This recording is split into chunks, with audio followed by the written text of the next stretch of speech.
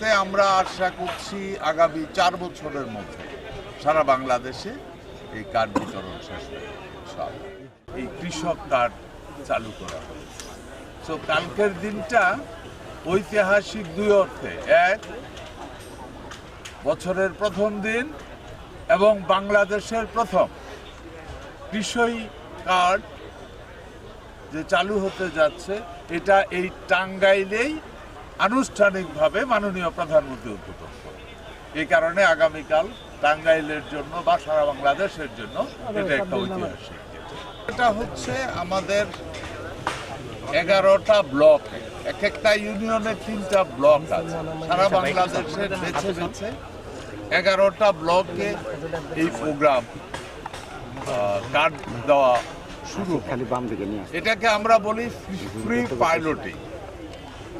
যে কোনো কাজ শুরু করার পরে আমরা অনেক চিন্তা ভাবনা করে, অনেক হিসাব নিকাশ করে এটা শুরু হয়েছে। তারপরেও প্র্যাকটিক্যালি ফিল্ডে যাওয়ার পর অনেক ভুলভ্রান্তি অথবা নতুন কিছু সংযোজন বিয়োজনের প্রশ্ন আসে। এটার জন্য প্রথম সারা বাংলাদেশে এই টাঙ্গাইল সহ 11টা পয়েন্টে ফ্রি পাইলটিং শুরু হবে। তারপরে গিয়ে পাইলটিং হবে, তারপরে গিয়ে র্যান্ডমলি কার্ড দেওয়া শুরু হবে।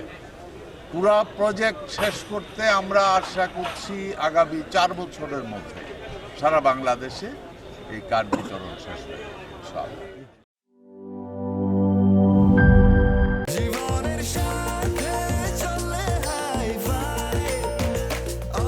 স্বাস্থ্যকর অল টাইম, সব সময় অল টাইম হেলদি লাইফ।